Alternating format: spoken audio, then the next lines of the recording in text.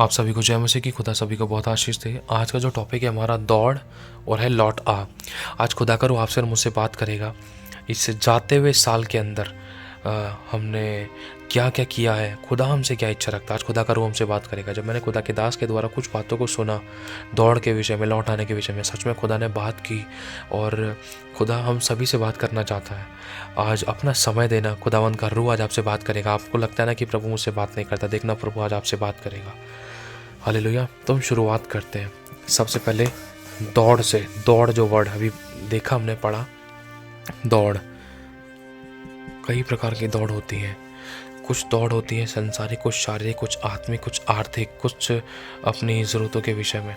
कुछ दौड़ होती है जो पूरी हो जाती हैं, शुरुआत यहाँ से हुई एंड यहाँ तक। कुछ दौड़ होती है जो शुरुआत होती है लेकिन अंत का कुछ पता नहीं, पूरी होती भी है नहीं होती, कोई यहाँ तक शायद पहुँच भी नहीं पाता, है ना। तो हम किस प्रकार की दौड़ में हैं, इनमें से हम किस दौड़ के अंदर जी रहे हैं, या इनमें से कोई हमारी दौड़ है या नहीं है ना। आज हम ध्यान से देखेंगे इस बात को कि खुदावन का रूह हमें से क्या कहना चाहता है। देखो, दो दौड़ है।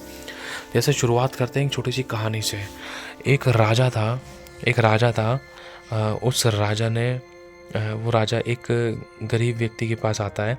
वो गरीब इंसान को देखता है, वो एक मान लो एक नॉर्मल इंसान है, उस इंसान को देखता है। राजा आकर इससे बोलता है, राजा बेटा तुझे क्या चाहिए बता, हे व्यक्ति तुझे क्या चाहिए।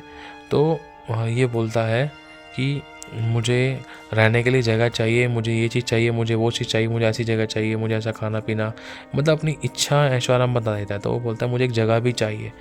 तो राजा कहता है कि ठीक है, मैं तो चल तुझे सब दूंगा, तो एक काम कर, तुझे जगह भी चाहिए ना, तो एक काम कर, तो पहले यहाँ से जितना तू दौड़ सकता है या जितना तू जगह तुझे चाहिए उतनी जगह पर तू जाकर निशान लगा दे। लेकिन ध्यान रख, तेरे पास है ना टोटल 12 घंटे का टाइम है। 12 घंटे तेरे पास टोटल 12 घंटे का टाइम है, जिसमें से तुझे वापस आना भी है। राजा ने इस व्यक्ति से बोल दिया, ये गरीब इंसान ने बोला हाँ ठीक है। राजा ने इसके ऊपर दया की, राजा ने इसके ऊपर अनुग्रह किया, राजा ने इसके फेवर दिखाया कि चल मैं तुझे सब दूंगा, और चल तेरे पास रहने की जगह नहीं है, चल मैं तुझे रहने के लिए जगह देता हूँ। लेकिन याद रख, तेरे पास 12 घंटे का टाइम है। जितनी जगह तू कवर कर सकता है, जहाँ जहाँ तू निशान लगा सकता है, तो जैसे तू जाता है कि इतनी जगह तेरी हो जाए, उतनी जगह, इतना एरिया तेरा हो जाए, इतना एरिया या इतना एरिया या इतना या इतना या इतना, तो उतने पे तू निशान लगा दे। वहाँ जाकर तू निशान लगा दे जितना एरिया तुझे चाहिए। लेकिन ध्यान रख, तुझे वापस भी आना होगा।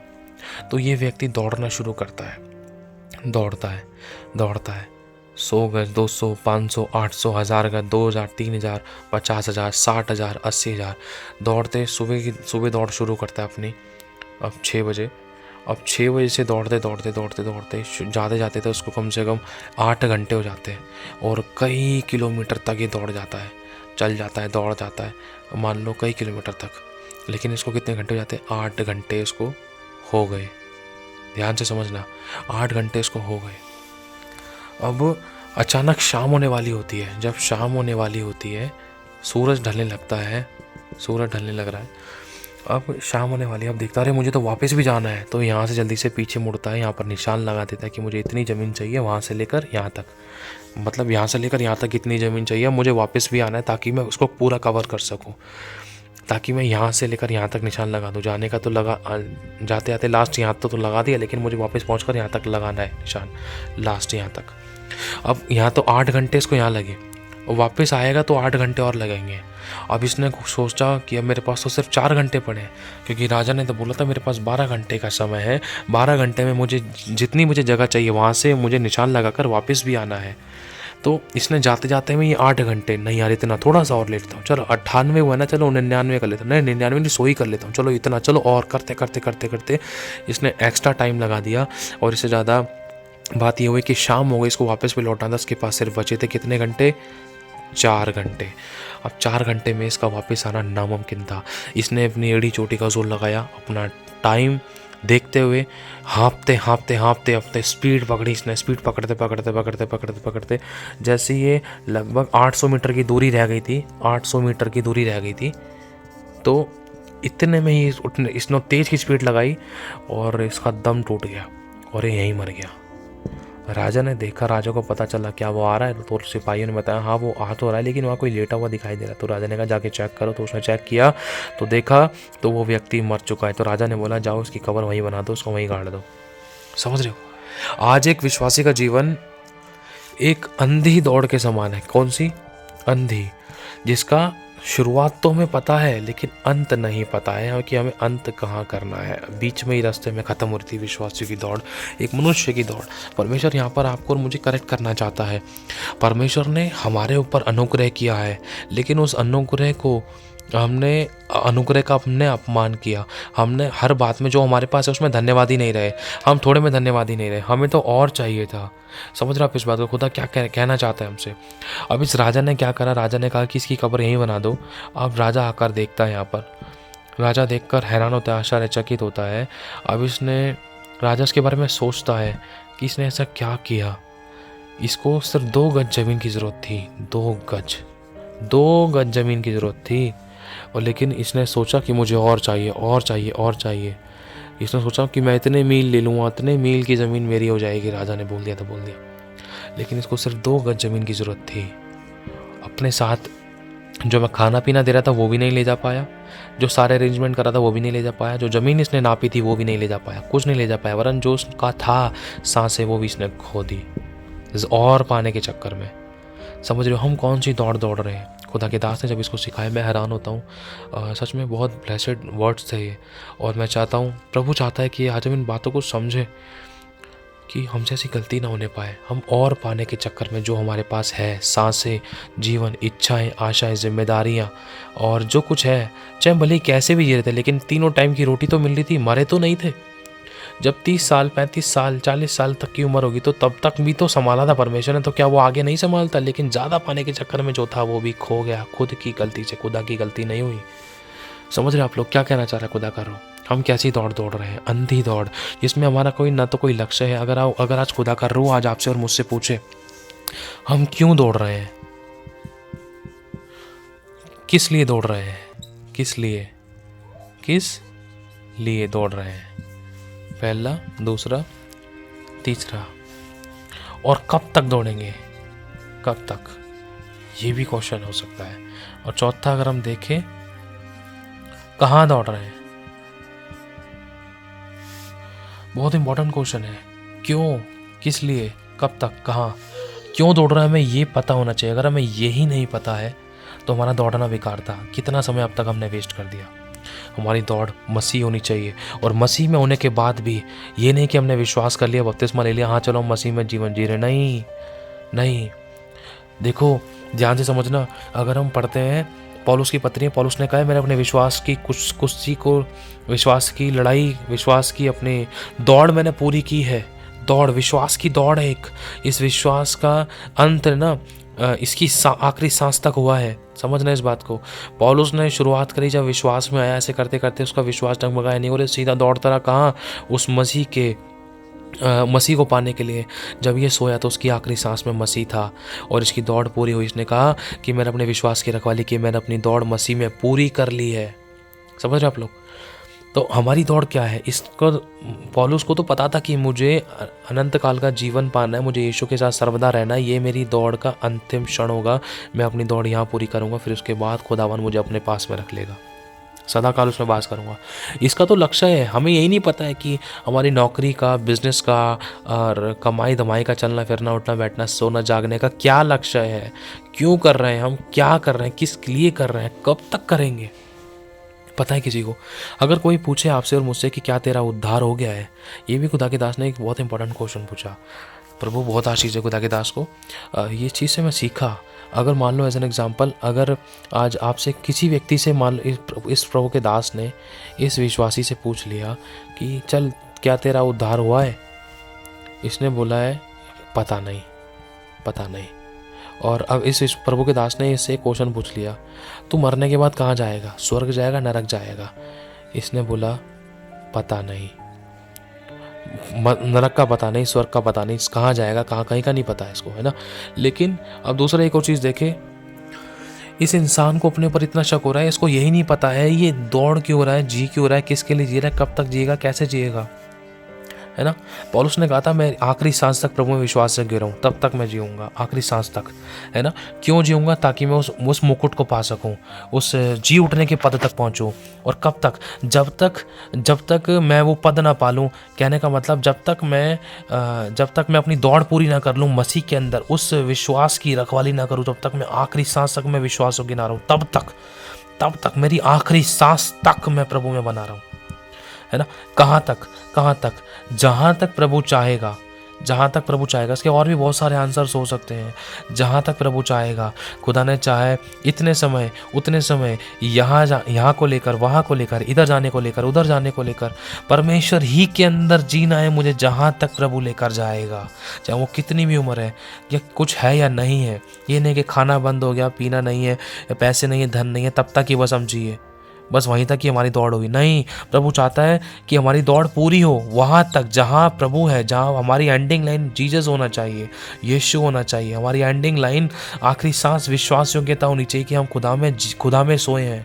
क्योंकि लिखा है जो मसीह में मरे हैं ना, जो मसीह में मरे हैं, जिनकी एंडिंग लाइन मसीह है, जो मसीह में मरे हैं, वे पहले जी उठेंगे। समझ रहे हो एंडिंग लाइन क्या है, कहाँ तक? कि बहुत से लोगों ने विश्वास की दौड़ शुरू तो यहाँ से की है, लेकिन वो यीशु तक पहुँच नहीं पाए। कुछ यहाँ से अन्य जातियों में चले गए, कुछ यहाँ से भटक गए, कुछ नशे पत्ते में चले गए, कुछ मूर्ति पूजा में चले गए। ये सिर्फ यहाँ तक ही दौड़ पाए। लेकिन खुदा हमसे पूछता है कहाँ तक दौड़ेगा तू, कहाँ तक तू चाहता है? हमें जैसे पौलुस ने कहा, मैं उस मसीह के मर के जी उठने के मर्म को जानूं, मैं उस विश्वास की अच्छी रखवाली करूँ ताकि मैं उस मुकुट को प्रभु से पा सकूँ। मेरी दौड़ वहाँ तक है, बाकी तो खुदा फिर मुझे आगे लेके जाएगा ही। समझ रहे हो?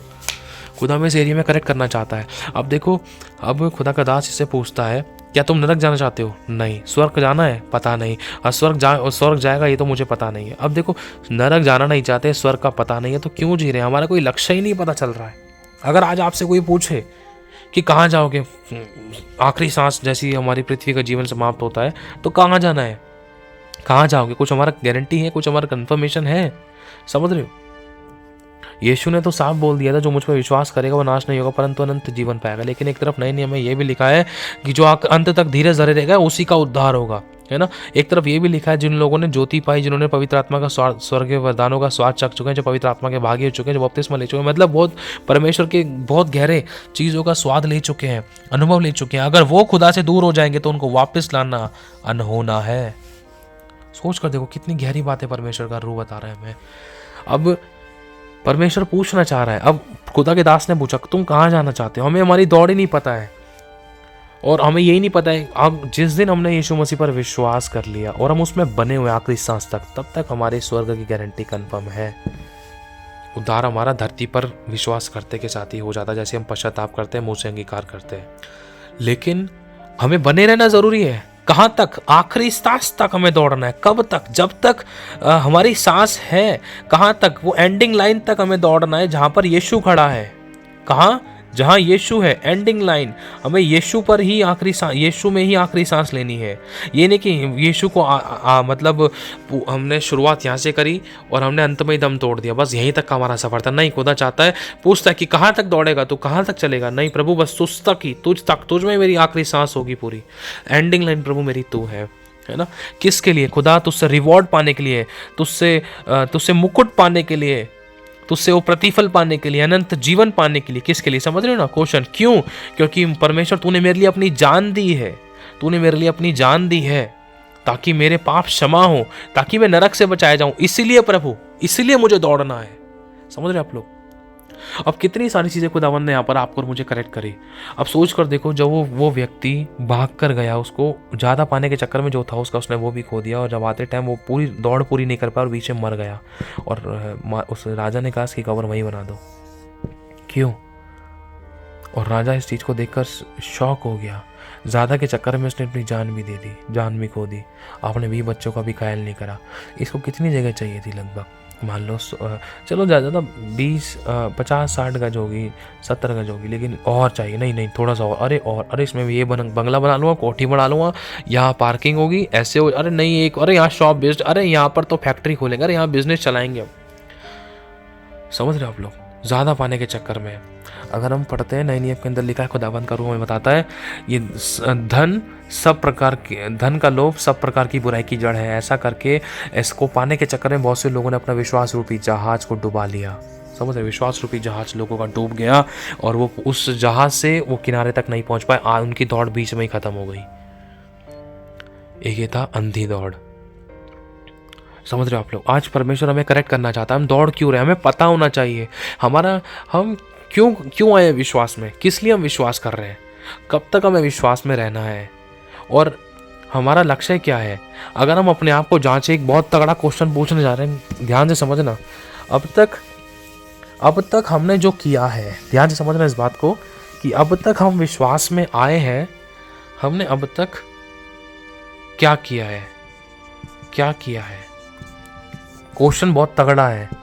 आत्मिक, शारीरिक, आर्थिक, संसारिक, खुदा के लिए क्या किया है, लोगों के लिए क्या किया है, कितनी रूहें बचाई हैं, कितनों को हमने जीवन का कारण, कितनों को बपतिस्मा का कारण, कितनों को परमेश्वर में बढ़ने का कारण बने हैं। 2023 खत्म होने वाला है। प्रभु कहता है तुम्हें अपना घर भरने की पड़ी और मेरा भवन उजाड़ पड़ा है, जाओ सुसमाचार सुना कर लेकर आओ। हमने खुदा के लिए क्या किया और हम खुदा से बोलते तूने मेरे लिए कुछ नहीं किया है खुदा, हमने क्या किया है। और दूसरा, पहले तो ये था, दूसरा एक और चीज था, हमने क्या पाया है, हमने क्या पाया है। जो भी अब तक हमने अपनी चलाई, अपनी समझ का सहारा लिए हुए चलते रहे, हमने अब तक पाया क्या है। और तीसरा, और हमने अब तक संभाला क्या है, संभाला क्या है, हमने अब तक संभाला क्या है। खुदा ने हमें अनुग्रह दिया, बुद्धि दी, ज्ञान दिया, समझ दिया, सब कुछ दिया, हम संभाल नहीं पाए। कहीं ना कहीं कुछ ना कुछ हमने बहुत कुछ खोया, गलतियों के कारण, अभिलाषाओं के कारण, पाप के कारण, बुराई के कारण, गलत चुनाव के कारण, संसार को खुश करने के कारण, मनुष्य को खुश करने के कारण बहुत कुछ खो दिया, हम कुछ संभाल नहीं पाए। और हम कहते हैं खुदा तू हमें और दे। प्रभु कहते जो तेरे को दिया तुझसे वही नहीं संभाला गया, तो मैं तुझे और देकर करूंगा क्या। अगर तू करेक्ट होने के लिए तैयार है तो मैं तुझे दोबारा दूंगा, कोई बात नहीं, गिर गया दोबारा से उठ। अगर तू इच्छा रखता है, पश्चाताप करता है, पाप का अंगीकार करता है, तो मैं दोबारा दूंगा तुझे। लेकिन फिर से पुराने समय से सीख ले, अपने गिरने के द्वारा सीख ले, दूसरों की गिरने के द्वारा सीख ले, पुरानी बातों के द्वारा सीख ले, गवाहियों के द्वारा सीख ले, उन पवित्र शास्त्र के खतरनाक अनुभवों के द्वारा सीख ले कि लोगों ने जब अनाज्ञाकारिता की, इन्होंने क्या क्या कुछ खो दिया, वो संभाल नहीं पाए। समझ रहे आप लोग। चौथा, हमारे पास अब है क्या, है क्या। बहुत भारी क्वेश्चन है। हमें खुदा ने इतना बड़ा अनुग्रह दिया है और उस अनुग्रह के द्वारा तो हमें बहुत बढ़ जाना चाहिए था। हमारे पास अब है क्या। कितना तो सब कुछ हमने शैतान को चुरवा लिया, कितना कुछ शैतान ने हमारा चुरा लिया था। अब और कुछ बचा है हमारे पास कि शैतान हमारा कुछ चुरा ले, कुछ छीन ले। अब कुछ बचा है हमारे पास कि हम कुछ खो दें। कितना सब कुछ तो खो दिया था। शांति, चैन, विश्राम, आराम, कितनी सारी ब्लेसिंग्स खो दी थी, कितनी बरकतें खो दी थी, कितना मेल मिलाप, कितना आनंद, कितनी आशीषें, और कितना हमने समय खो दिया था, कितना कुछ हमने खो दिया था। अब हमारे पास है क्या। खुदा कह रहा अब जो तेरे पास है ना उसी में संतोष कर, मैं तुझे बढ़ाऊंगा।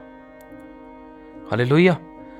परमेश्वर हमें करेक्ट करना चाहता है इस एरिया के अंदर। हम कुड़कुड़ाए बुड़बुड़ाए ना। इजरायली क्या करते थे, परमेश्वर उनको सब कुछ दिया था लेकिन वो और पाने की इच्छा में अभिलाषी हो गए।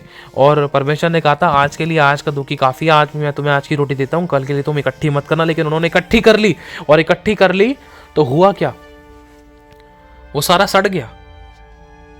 कितनी खतरनाक दुर्दशा हुई थी। प्रभु ने कहा तुम क्यों लालच कर रहे हो, जो तुम्हारे पास है तुम उसमें सुखी से क्यों नहीं रहते, तुम उसमें धन्यवादी क्यों नहीं रहते हो, धन्यवादी क्यों नहीं रहते हो तुम उसके अंदर, कि मैं तुम्हें और तो तुम्हारा धन्यवाद है ना तुम्हारी एक सीढ़ी को तैयार करता है। जैसे तुम धन्यवाद कर रहे हो फिर एक और सीढ़ी तैयार होगी, फिर एक और सीढ़ी तैयार होगी, फिर एक और सीढ़ी तैयार होगी। धन्यवाद करते करते जो तुम्हारे पास है तुम उस मुकाम तक पहुंच जाओगे जो तुम्हारे पास नहीं था, फिर वो तुम्हारे लिए खोला जाएगा। क्यों? क्योंकि तुम धन्यवाद ही रहे हो। क्योंकि रूह आपको देखेगा कि घटी में है फिर भी धन्यवाद, आंसुओं में फिर भी धन्यवाद, लड़ाई दंगे में फिर भी धन्यवाद, विरोध में फिर भी धन्यवाद, समस्या में फिर भी धन्यवाद, तकलीफों में फिर भी धन्यवाद, और कोई सहारा नहीं है, कोई अपना नहीं, कोई आंसू पोंछने वाला नहीं, फिर भी धन्यवाद। चलो इसके आज आंसू पोंछ ही देते हैं, हर बात में धन्यवाद है। खुदा बेचैन होगा, चलो कोई है जो पुकार रहा है। लेकिन हम तो कुड़कुड़ा रहे थे। इजरायलियों ने क्या किया था, इतना कुड़कुड़ाए थे, खुदावन ने उनका कुड़कुड़ाना सुन लिया। कुड़कुड़ाना परमेश्वर की दृष्टि में किया जाने वाला बहुत बड़ा पाप है, और कुड़कुड़ाने के कारण, उनकी उन गलतियों के कारण है ना, इजरायलियों ने अपनी दौड़ शुरू तो करी थी, लेकिन वो उस 40 दिन का सफ़र उनका 40 साल में बदल गया था। लेकिन फिर भी वो इस प्रतिज्ञा के देश में नहीं पहुंच पाए। उनकी कब्रें यहीं बन गई, वो यहीं मर गए। समझ रहे हो। खुदा का रूह आज आपको और मुझे करेक्ट करता है इस एरिया के अंदर। हम धन्यवाद ही नहीं रहे।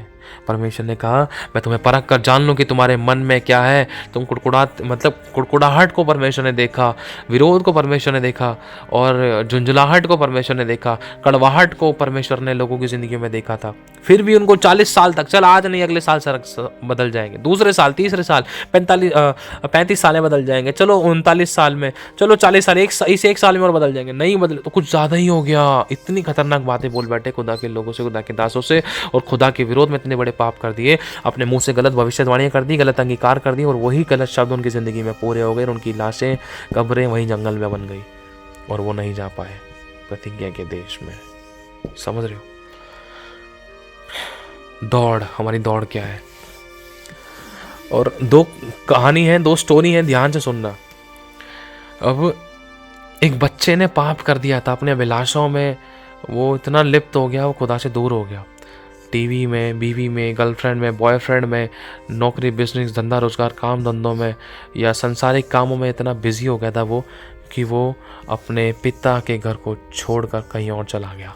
अब वो पिता के घर को छोड़कर कहीं और चला गया। अब जहाँ वो गया था वो जगह ऐसी थी जहाँ पर उसको लूट लिया गया, उसके साथ गलत व्यवहार किया गया, दुर्व्यवहार किया गया, उसने बहुत कुछ खो दिया।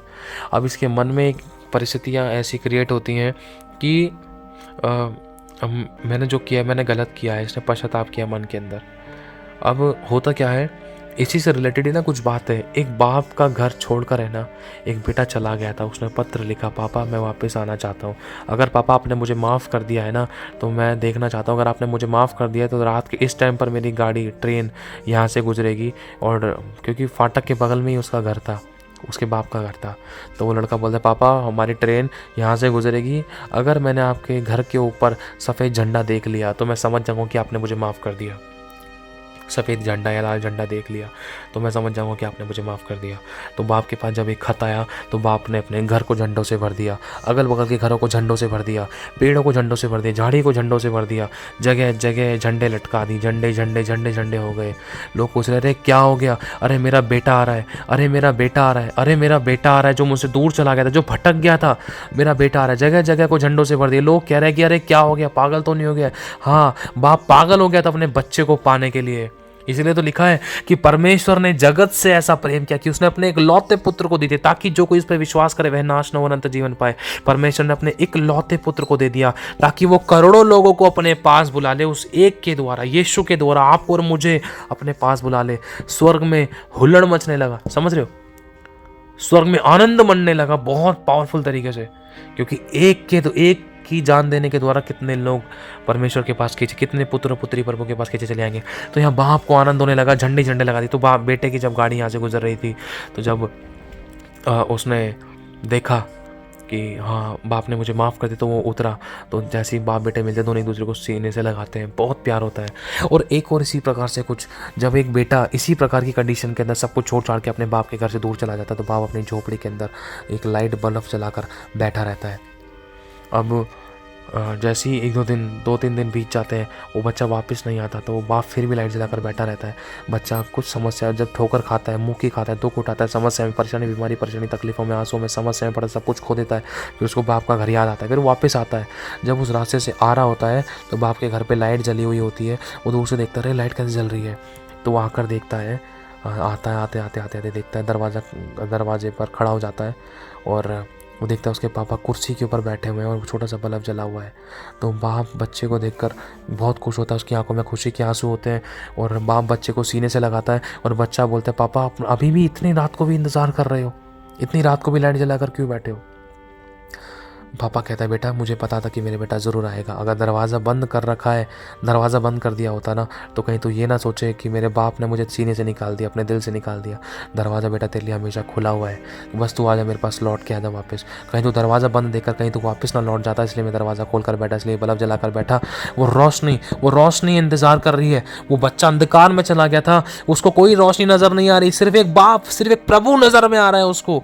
बाप कौन है? वो रोशनी है। अब वो अंधकार से फिर से रोशनी की तरफ जाना चाहता है। अब वो जब अंधकार से रोशनी की तरफ आता है तो बाप उसको सीने से लगाता है। कुछ इसी प्रकार से आप और मैं भटक गए थे, खुदा से दूर हो गए थे, इस दिन तक भी, अभी जब हम इस वचन को सुन रहे हैं, खुदा चाहता है मेरे बच्चे नए तरीके से, नए साल के अंदर, वरन अभी से मेरे पास लौटा। उन अभिलाषाओं से वापस लौट आ, उन बुराइयों से वापस मुड़ कर आ जा मेरे पास। मेरे बच्चे मेरे पास, मेरी बेटी आ जा, मेरे बेटे तू मेरे पास आ जा। उन अभिलाषाओं को छोड़कर आ जा, उन समस्याओं से निकल कर आ जा, उन तकलीफों से निकल कर आ जा। मुझे पुकार, मेरे पास आ, मेरी उपस्थिति में चल, मेरी बात को मान, मेरी बाट जो, इंतजार कर, वचन पढ़, आराधना कर, संगति कर। मैं तुझे उठाऊंगा, बढ़ाऊंगा, छुड़ाऊंगा। मैं चंगा नहीं करूंगा तो तुझे कौन करेगा? मैं आशीष नहीं दूंगा तो तुझे कौन देगा? मैं आंसू नहीं पोंछूंगा तो कौन पोंछेगा? मैं दया नहीं करूंगा तो कौन करेगा? मैं वो नहीं उठाऊंगा तो कौन उठाएगा? मैं नहीं बचाऊंगा तो कौन बचाएगा? मैं नहीं छुड़ाऊंगा तो कौन छुड़ाएगा? मैं प्रार्थना नहीं सुनूंगा तो कौन सुनेगा? मैं तुझे उम्मीद नहीं दूंगा तो कौन देगा? मैं आशा नहीं दूंगा तो कौन देगा? मैं तुझे नहीं उठाऊंगा तो कौन उठाएगा? मैं तुझे नहीं बचाऊंगा तो कौन बचाएगा? मेरे बच्चे मेरे पास आजा, तुझे मेरे अलावा कोई और नहीं संभाल सकता। दूध पिलाने वाली तुझे मां भी छोड़ देगी, लेकिन मैं कभी नहीं छोड़ूंगा। प्लीज कम टू मी। प्रभु आपसे और मुझसे एक ही बात कहता है, लौटा। उड़ाऊ पुत्र के समान धर्मी पिता के पास लौटा।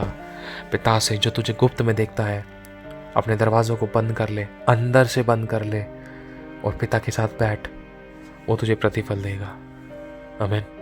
वो वेट कर रहा है। चलो प्रार्थना में चलते हैं एक छोटी सी। खुदावन, इस समय तुम्हें सुन रहा है, तुम्हें देख रहा है। प्रभु तू टच कर रहा है, मैं तू छू रहा है, तेरा अभिषेक बह रहा है। बोलो खुदा से, हाँ प्रभु मैं तुझसे दूर चला गया था, मैं फिर से तेरे पास आता हूँ। I come to you Lord, Holy Spirit please hug me Lord. मुझे अपने सीने से लगा ले, मुझे अपने से दूर मत होने देना। संसार की अभिलाषाएं, कोई भी ऐसी बातें, कोई भी ऐसी बात, विचार, व्यवहार और काम मुझे तुझसे दूर ना करने पाए। प्रभु मुझे माफ़ कर दे, तेरे लहू से मुझे धो दे, मुझे नया कर दे। देख मैं बीती बातों को स्मरण नहीं करना चाहता। तू नहीं तो कहा है, देख बीती बातों का स्मरण ना कर, अब मैं सब कुछ नया कर देता हूँ। देख अब एक नई बात प्रकट होगी, मैं जंगल में मार्ग बनाऊंगा और निर्जल देश में नदियाँ बहाऊंगा। धन्यवाद प्रभु, हम तेरा धन्यवाद करते हैं। We come to you Lord, हम तेरे पास आते हैं, तेरे लहू से मैं धो दे, अपना ले अपने पंखों में, अपने दिल में जगा दे परमेश्वर, हमें संभाल के रख। हम कभी तुझसे दूर ना होने पाए, कोई भी बात हमें तेरे प्रेम से अनंत काल के जीवन से दूर ना करने पाए, हमें खींच ले तेरी ओर। We come to you Lord, मेरे होठों को पवित्र कर, मेरे ख्यालों को पवित्र कर, मेरे विचारों को पवित्र कर, मेरी सोचों को पवित्र कर, मेरे मन को पवित्र कर। मेरा मकसद हो तेरी महिमा, मेरा मकसद हो दुआ करना, मेरा मकसद हो प्रेम करना, मेरा मकसद हो क्षमा करना, मेरा मकसद हो तुझे खोजना। मैं धन्यवाद करता हूँ प्रभु परमेश्वर। थैंक यू होली स्पिरिट, तू मैं छू रहा है, सर पे, हाथों पे हमें नया कर रहा है, हमारे हृदय को टच कर रहा है। खुदावन तू हमें छू रहा है, तेरा लहू हमारे ऊपर आ रहा है, तू हमें अपने खून के द्वारा नया कर रहा है। तो कहता देख तेरे पापों को मैंने काली घटा के समान मिटा दिया। मैं भूल गया, कौन से पाप, कैसे पाप भूल गया मेरे बच्चे। फिर से उठ और अपने वस्त्रों को झाड़ and come to me once again, मेरे पास फिर से लौटा। देख मैं अपनी बाहें फैलाकर आज भी अपना द्वार खोलकर तेरे पास अपनी बाहें फैलाकर खड़ा हूँ। तू मेरे पास लौटा, कम टू मी, मैं तुझसे प्रेम करता हूँ। तेरा अच्छा अत्यंत और बड़ा प्रतिफल मैं हूँ। अपने आप को मेरे हाथों में सौंप दे, तो तू मेरी महिमा को देखेगी, तो तू मेरी महिमा को देखेगा। आमीन।